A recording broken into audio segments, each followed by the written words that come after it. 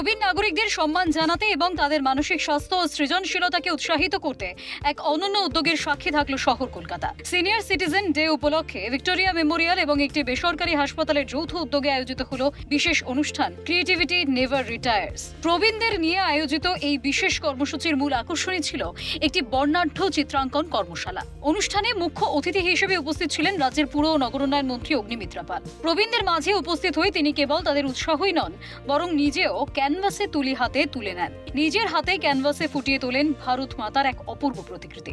উপস্থিত প্রবীণদের উদ্দেশ্যে তিনি স্মরণ করিয়ে দেন ভারত মা সবার মা।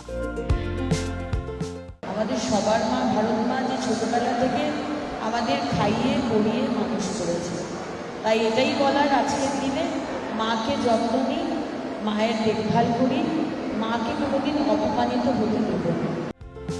প্রবীণদের উদ্দেশ্যে মন্ত্রীর বার্তা, বয়স শুধুই একটা সংখ্যা মাত্র।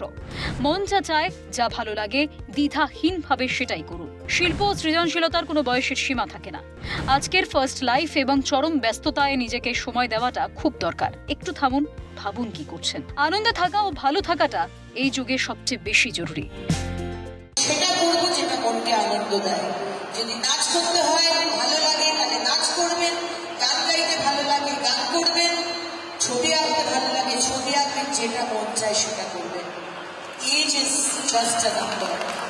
কেউ বলে দেবে না 70 বছর বয়সে আপনি সাদা শাড়ি পরবেন, না আপনি হালকা শাড়ি পরবেন, কেউ বলে দেবে না। আপনার ইচ্ছে হলে আপনি লাল শাড়ি পরবেন, আর এখন তো কমলা রং ট্রেন্ড করছে, তাই কমলাই পরবেন। ক্যারিয়ার, দৌড়নো সবকিছু নয়, একটু থেমে দাঁড়িয়ে ভাবা দরকার যে আমি কি করছি, আমি কে, আমার যেটা ভালো লাগে আমি কি সেটা করছি। আমার মনে হয় সেটা চিন্তা করা এবং আপনাদের সেটা চিন্তা করানো, বাড়ির যারা ছোটরা রয়েছে সেটা কিন্তু খুব দরকার।